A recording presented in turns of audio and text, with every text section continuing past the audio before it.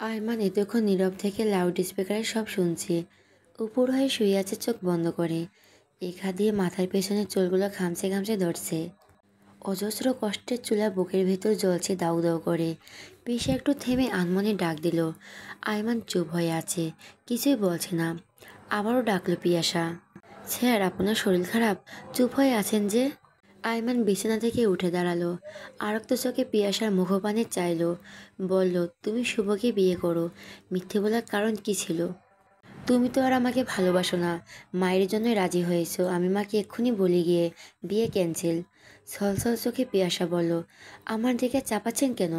আপনি তো আমাকে ভালোবাসেন না, মায়ের জন্য রাজি হয়েছেন। আয়মান চটে গেল। হ্যাঁ, আমি কিভাবে ভালোবাসি? আমার কি মন বলতে কিছু আছে নাকি?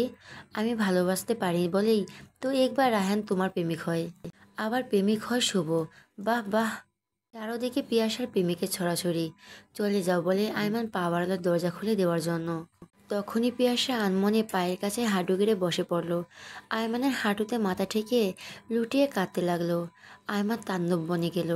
পিয়াসাকে ধরে দাঁড় করালো। কি হয়েছে? তোমার তো আনন্দ হওয়ার কথা। পিয়াসা নরম গলায় বলল, স্যার, আমি শুভকে বিয়ে করব না। কারণ স্কুলে থাকতে ধরেই আমি একজনকে এক পৃথিবীর সমান ভালোবাসি। প্রগাঢ়ভাবে তাকে মিস করি প্রতিটি মুহূর্ত। আপনি পারলে আমাকে তার বুকে দিয়ে দিন। শুনে আয়মানের মাথার মগজ টকবক করে ফুলতে শুরু করলো। পিয়াসাকে ছেড়ে দিয়ে খানিক দূরে দাঁড়ালো। চোয়াল শক্ত করে বলল, এ দেখি প্রেমিকের সিরিয়াল। পিয়াসাকে দিয়ে পিপাসা মেটানোর জন্য? তাহলে আমার সাথে বিয়েতে রাজি হলে কেন, ছলনাময়ী কোথাকার? শুনে আয়মানের মাথায় মগজ টকবক করে ফুটতে শুরু করলো। পিয়াসাকে ছেড়ে দিয়ে খানিক দূরে দাঁড়ালো।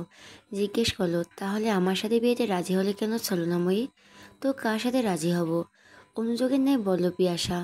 যাকে ডুবে ডুবে ভালোবাসো তার সাথে রাজি হবে? তার সাথে তো রাজি হয়েছি। মিসকা বান্দর, এখনো মনে রেখেছো এটা? গোপনে ভেঙচি কেটে বলল পিয়াসা। আয়মান স্তব্ধ হয়ে গেল। নিজের কানকে বিশ্বাস করতেই নাস্তানুবোধ হয়ে যাচ্ছে। চেহারা টেনে বসে পড়ল। কি বলে তুমি? আবার বলো। বিস্ফোরিত দৃষ্টিতে জিজ্ঞেস করলো পিয়াসাকে। পারবো না বলতে। পারবে কিভাবে তুমি? না পারাটাই স্বাভাবিক, মিথ্যে কথা বারবার বলা যায় না। রাগত স্বরে বলল আয়মান। পিয়াসার গলায় হালকা তেল ঢেলে বলল, আমি মিথ্যে বলছি নয়তো কি? কই, কখন তোমার আচরণে ভালোবাসা কিছুই তো প্রকাশ পায়নি। পিয়াসা, বরং আমার মনে হয় যে তুমি আমার প্রতি মাঝে মাঝে বিরক্ত হও। আমি প্রকাশ হতে দিইনি তাই বুঝিনি। মাথা নামিয়ে নিচু গলায় অধিকার হলো ভঙ্গিতে বলল পিয়াসা। আয়মানের রাগ স্মিত হয়ে গেল পিয়াসার উপরে। আকুল করা ব্যাকুল কণ্ঠে জানতে চাইল, কেন দেওনি বুঝতে আমাকে? কী কারণে পিয়াসা? কারণ আপনিও আমাকে শুরু থেকে অপছন্দ করেন এবং শুরু থেকেই একাধিকবার এমন কিছুই ঘটে যাচ্ছে, তাই প্রকাশ করার সাহস পাইনি। আচ্ছা, আমার বিষয় পরে বলছি, আগে তোমার চাপটা শেষ হোক। তুমি বলছো তুমি আমাকে ভালোবাসো, এই তো? হুম। ছোট্ট করে জবাব দিল পিয়াসা। আমি বিশ্বাস করি না যে। কী করতে হবে আমার বিশ্বাস করাতে হলে? মেঘমুখে জিজ্ঞাসা করলো পিয়াসা। যা বলবো তাই করতে হবে, কিন্তু বিশ্বাসটা পাকাপোক্ত হওয়া চাই। দুদিন বাদে আমার দাম্পত্য সঙ্গী হতে যাচ্ছি, মনে রেখো। পিয়াসা চুপ হয়ে মনে মনে ফোড়ন কাটছে। ডুবে ডুবে কি শুধু আমি ভালোবেসেছি প্রেমিক? তুমি ভালোবাসোনি? কি ভাবছো, শুভকে বিয়ে করবে? শোনো, আমরা দুজনে যে কেউ চাইলে আমাদের আসন্ন সম্পর্কটা চিরতরে গুটিয়ে দিতে পারি, আবার সারা জীবনের জন্য এক ও করে ফেলতে পারি। পিয়াসা খেপে গেল আয়মানের দিকে চেয়ে। শুভ ভাইয়ের সাথে আমার সব রিপ্লাই আপনি শুনছেন। সো তা নিয়ে দ্বিতীয় বাক্য বলা অসঙ্গত, অযৌক্তিক, অশোভনীয়। আয়মান ফুরফুরে মেজাজে বলল, ওকে, বাদ দিলাম। এবার আমার প্রতি গভীর প্রণয়ের প্রমাণটা হয়ে যাক। পিয়াসা কম্পিত কণ্ঠে, আমি বলছি গভীর প্রণয়। তাহলে তুমি না আমাকে চাও? বলে আমার চোখ বড় বড় করে তাকালো পিয়াসার দিকে। পিয়াসা মাথা নিচু করে দাঁড়িয়ে আছে সে একই স্থানে। বলল, চাই অল্প অল্প করে। তাহলে অল্প করে দাও কিছু। কি দেব আমি? আমার অন্তরে কাউকে দেওয়ার মতো অবশিষ্ট আর কিছুই নেই। যা দেওয়ার আগেই দিয়ে দিয়েছি। নিজে নিজে বলে হবে নাকি? নেই। আমার চোখ নেই, আমি দেখি না। অডেল ধন সম্পদের মালিক তুমি, যার হৃদয় নিয়ে অনুভব করা যায়। আমি এমন কিছু চাচ্ছি না, কিন্তু আমি চাই যা ধরা যায়, ছোঁয়া যায় এমন কিছু। দূরে আমি যাই, আপনি শুধু পচা কথা বলেন। পিয়াসা দরজা খুলতে যাচ্ছে, আয়মান বসা থেকে দাঁড়িয়ে গেল নিমিষেই। পিয়াসাকে পাজাকোলা করে তুলে নিল কোলে, খাটে বিছানার উপর নিয়ে শুয়ে দিল। পিয়াসা থমনে গেল, লজ্জায় চোখ বন্ধ করে ফেলল। আয়মান পিয়াসার কানের কাছে ফিসফিসিয়ে বলল, তোমাকে এমন করে আরেকবার কোলে নিয়েছি, মনে আছে? জানি না বলে পিয়াসা উসখুস করছে, কিন্তু আয়মানের বলিষ্ঠ বন্ধন থেকে মুক্ত হতে পারছে না। আয়মান বন্ধনকে আরও বেরিয়ে নিল নিজের শরীরের দিকে, কাতর কণ্ঠে পিয়াসার চোখে তাকিয়ে। পিয়াসা মরুর বুকে ঝড় তুলবে একটু? বিয়ের পরে ঝড় নয়, শুধু টার্নেডো সৃষ্টি করব। এখন যাই, প্লিজ ছাড়ুন বলছি। ছাড়বো, একটু নমুনা দেখতে চাই। এমন করছো কেন? এমনিতেই অনেক ঠকিয়েছ আমাকে। ঠকবাজ প্রণয়িনী আমার। আচ্ছা, এটা করো অত্যন্ত। আমার শুকনো ঠোঁট দুটোকে একটু ভিজিয়ে দাও না। বিয়ের আগে একটু উন্মাতাল পূর্ণ হোক দুজনার। বঞ্চিত করো না এই অধমকে। আচ্ছা দিচ্ছি বলে পিয়াসা চলচল্লি বিছানা ছেড়ে নেমে গেল। আয়মানের দু চোখের পাতা বুঝে দিল নিজ হাতে। তার কানের কাছে মুখ লাগিয়ে বলো, নেত্র পল্লব মেলা যাবে না কিন্তু, নলি ভিজবো অল্প স্বল্প। আয়মান চোখ বন্ধই রাখলো, তার হার্টবিট অনবরত ওঠানামা করছে। পিয়াসা বিড়াল পায়ে এগিয়ে গিয়ে বেসিন থেকে হাত ভিজিয়ে নিল দ্রুত। আয়মানের ঠোঁটে ভেজা হাত বুলিয়ে ভিজিয়ে দিল, বলল চোখ খুলুন। পিয়াসা হাসতে হাসতে দরজা খুলে পালালো। আয়মান পিয়াসাকে না ধরার সুযোগ পেল না, না কিছু বলার সুযোগ পেল। ভীষণ ক্রুদ্ধ হলো পিয়াসার উপর। পিয়াসা সুখ সুখ মনে বিছানায় গিয়ে শুয়ে পড়ল। রাত বাড়লে পিয়াসার পেটের ভিতর ক্ষুধায় ছোঁচো শুরু হলো। একদিকে আয়মানকে আজ বলতে পেরেছে বুকের ভেতর এতদিনে পুষে রাখা অবক্ত প্রণয়ের কথাটি, আরেকদিকে শুভ ভাইয়ের কথাগুলো বিরক্তি ধরিয়ে দিয়েছে মনে, তাই খেতে ইচ্ছে করেনি। পিয়াসার ডিম লাইটে মৃদু আলোতে আস্তে করে রুম থেকে বের হয়ে গেল। রান্নাঘরে গিয়ে লাইট জ্বালিয়ে ফ্রিজ খুলল। প্লেটে ভাত সবজি নিয়ে ওভেনে গরম করে খেয়ে নিল। পানি খেয়ে তৃপ্তি ঢেকুর তুলল মনে। আহ, পেট শান্তি তো দুনিয়া শান্তি। নিজের রুমে ঢুকতে গিয়েও ঢুকলো না। দেখি তো আমার মতন কি করে, বলে পা টিপে টিপে আয়মানের রুমে গেল। চাপানো দরজায় একটু ফাঁক করলো। আয়মান ঘুমায়নি, জেগেই ছিল। টের পেল পিয়াসা দরজায় এসেছে। আয়মান ঘুমের ভান করে কাত হয়েছিল। পিয়াসার রুমে ঢুকে আয়মানকে দেখল। আয়মানকে ঘুমন্ত ভেবে মাথার কাছে গেল, গাড়ির কাছে গিয়ে ফু দিল। পায়ের নিচের তালুতে শুশুড়ে দিতেই আয়মান নড়ে উঠল। ও বাবারে বলে পিয়াসা দৌড়ে দিল। আয়মান চোখ মেলে আপন মনে হেসে ফেলল। শুভ পড়াতে এলো আলিশাকে। আলিশা পড়ার ফাঁকে একটু গল্প করা বাহানা খুঁজছে, এটা ওটা বলছে, কিন্তু শুভর মাঝে তা নিয়ে কোনো ভাবান্তরই হলো না। কারণ শুভ যখন যে কাজ করে তা পূর্ণ মনোযোগ দিয়েই করে। আলিশার মুখে তেমন কিছুই বলে না শুভকে, পাছে মা ভাই বোন বুঝে ফেলে সে কলমের ভাষায় আকার ইঙ্গিতে শুভকে বোঝাতে চায় তার ভালো লাগার কথা। আজ অঙ্কের নিচে লিখে দিল, স্যার আপনার কীরকম গান শুনতে ভালো লাগে, আর কোন কবির কবিতা বেশি পছন্দ করেন। শুভ রিপ্লাই দিয়ে আলিশার সামনে গিয়ে খাতাটি ঠেলে দিল। তুমি এমন ফাইজলামো করা বন্ধ না করলে আমি তোমাকে পড়ানো বন্ধ করে দিব। আলিশা প্রতিক্রিয়া ব্যক্ত করলো এইভাবে, স্যার আপনার সাথে এইভাবে কথা বলে আমি মনে খুব শান্তি পাই। কারো শান্তি হরণ করার অধিকার আমার নেই। খাতাটি এগিয়ে দিল শুভর সামনে। শুভ পড়ল, আলিশার টুকরো স্বাদকে ব্যর্থ করে দিল, কোনো রিপ্লাই দিল না। টেবিলে থাকা গ্লাস থেকে অর্ধেক পানি খেয়ে উঠে চলে গেল। আজ নাস্তাও খায়নি শুভ। আলিশা বাকি পানিটুকু নিমিষে খেয়ে নিল দু চোখ বন্ধ করে। পরের দিন পিয়াসা আলিশার মন খারাপের কারণ জানতে চাইছে। আলিশা শুভকে পছন্দ করে জানালো, এবং শুভ তাকে প্রেস দিচ্ছেই না তাও বলল।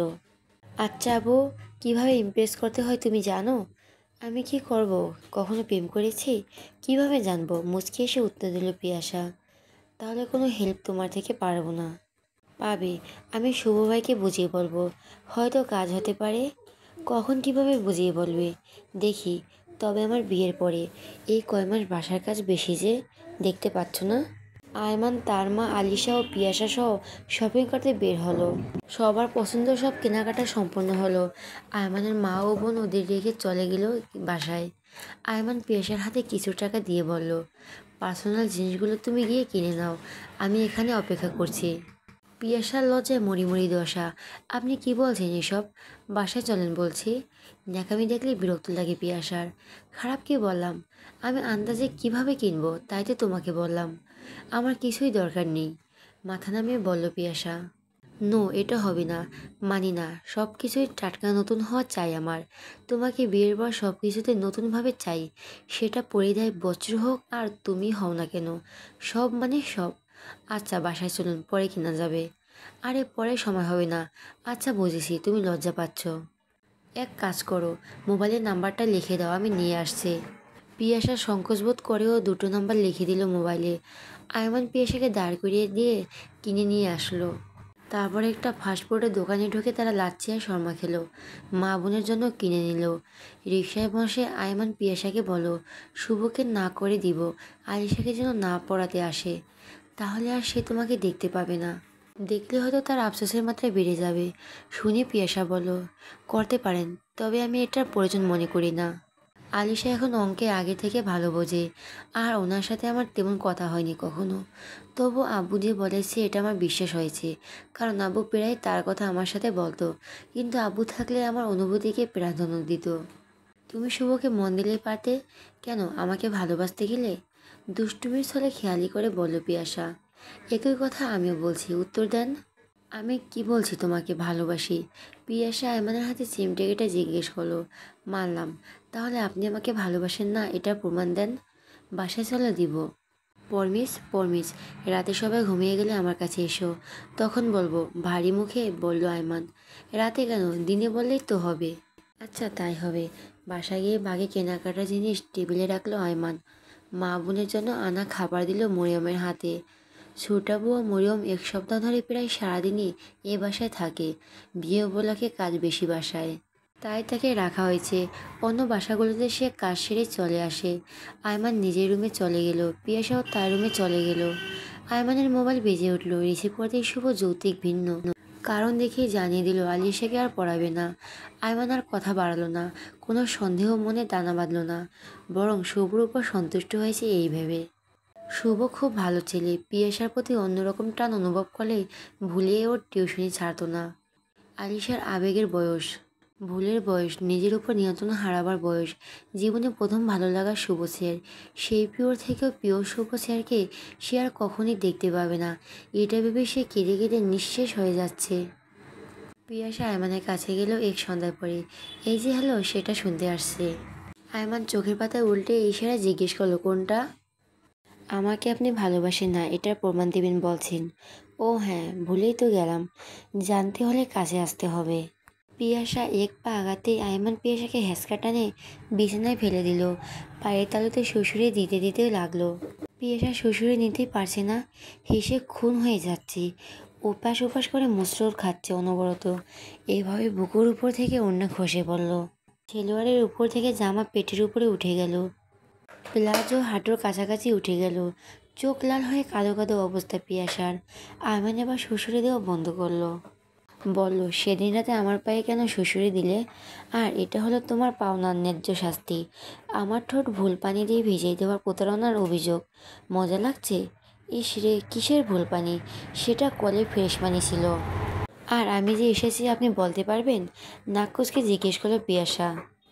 আইমান পিয়াসার নাকের ডগায় নিজের নাক ঘষে বলো, সবই বলতে পারবো।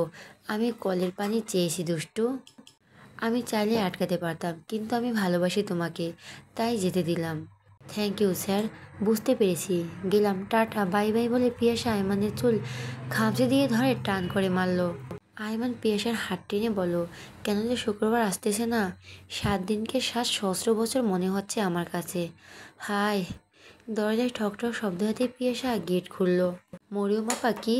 ভাইয়া কই? আলিশাবু কেমন জানি করতাছে, জলদি আসেন জলদি। আয়মান ও পিয়াসা বেহুশের মতো দৌড়ে আসলো। মরিয়মও আসলো পিছন দিয়ে। নামাজ শেষে আয়মানের মা ছুটে এলো প্রবল উৎকণ্ঠা নিয়ে। আলিশা জোরে জোরে দম ফেলার চেষ্টা করছে, কিন্তু তার দম আটকে আটকে যাচ্ছে। এই শীতেও দরদর করে ঘেমে একাকার হয়ে যাচ্ছে। তার বেশ অস্বাভাবিক লাগছে। আয়মান পিয়াসাকে আদেশ দিল, তুমি ওকে নিয়ে নিচে আসো, আমি সিএনজি ঠিক করে গেটে আনছি, লেট করা যাবে না। আমিও যাবো। আয়মানের মা তড়িঘড়ি করে বোকরা পরে নিল। আলিশাকে ধরে আস্তে করে নিচে নামলো। নিকটস্থ হাসপাতালে নিয়ে গেল তৎক্ষণাৎ। ভর্তি করা হলো জরুরিভাবে। পরীক্ষা নিরীক্ষার পর ডাক্তার রিপোর্ট দেখে জানালো, দুশ্চিন্তার কিছুই নেই। পেশেন্ট দীর্ঘ সময় অভুক্ত ছিল মনে হয়, তাই গ্যাস্ট্রিকের পেন ছিল এটা। আর অতিরিক্ত টেনশনের জন্য প্রেশার হাই হয়ে গিয়েছে। মেডিসিন দিয়ে দিচ্ছি, ঠিক হয়ে যাবে। ঘাবড়ানোর কিছুই নেই। পরের দিন বিকেলে আলিশাকে রিলিজ নিয়ে বাসায় চলে এলো। আয়মানের মা মেয়েকে খুব করে বকলেন। আয়মানের শাসনও ধমক দিল, বলল, তোর আবার কিসের টেনশন আমি বুঝি না। খাবি দাবি ফুর্তি করবি, পড়াশোনা করবি, এই তো। ওরা চলে গেল। আলিশা পিয়াসার হাত ধরে মৃদু স্বরে বলল, আপু, শুভ স্যারকে দেখতে পেলে আমি বেশি ভালো থাকবো। ভাইকে বলো আমি অন্য কারো কাছে অঙ্ক ভালো বুঝবো না। আচ্ছা বিকুল আলিশা, এনি হাও আমি এটাই করব। ওয়েট বলে পিয়াসা অন্য বারান্দায় চলে গেল। তার ফোনে রিসিভ নাম্বার থেকে শুভর নাম্বার বের করলো। ফোন দিতে রিসিভ হলো ওপাশে। পিয়াসা সালাম দিয়ে কুশলাদি বিনিময় করলো শুভর সাথে। বলল, আমার কিছু জরুরি কথা ছিল শুভ ভাই। ফোনের বিপরীত পাশে শুভ উচ্চল হাসি দিল। ভাবলো পিয়াসা নিজের তার সাথে বিয়েতে রাজি। পিয়াসা নিজের বিয়ে ঠিক হলো সেটা বিষয়ে বিস্তারিত জানালো শুভকে। আলিশার বিষয়ে সব খোঁজা করে জানালো এবং পরে অনুরোধ করে বলল, প্লিজ শুভ ভাই, আলিশার প্রতি একটু মনোযোগ হন। ঠকবেন না, বরং জিতেই যাবেন। আমার উপর ভরসা রাখুন। এরপর পিয়াসা আয়মানকে নিজের মতো করে বুঝিয়ে রাজি করালো শুভকে আবার রাখার জন্য। কিন্তু নিজে যে আলিশার জন্য আগে কথা বলে নিল, তার আয়মানের কাছে গোপন রাখলো আলিশার কথা ভেবেই। অনুরোধ করলো, স্যার আপনি শুভ ভাইকে ফোন করে দিতে আসতে বলুন। আয়মান বলল, যেখানে সে না করে দিল আমি মেনে নিলাম, এখন আবার পড়াতে বলে কেমন দেখায়। কিসের কেমন দেখাবে? বলবেন আলিশা তোমার কাছেই অঙ্ক ভালো বোঝে। শুভ ভাই আপনার কাছে বললেই পড়া ছেড়েছে, কারণ তাকে আপনি ঠিক করেছেন। তাই আপনি না বলতেন আর সে আসবে না। আচ্ছা বলছি।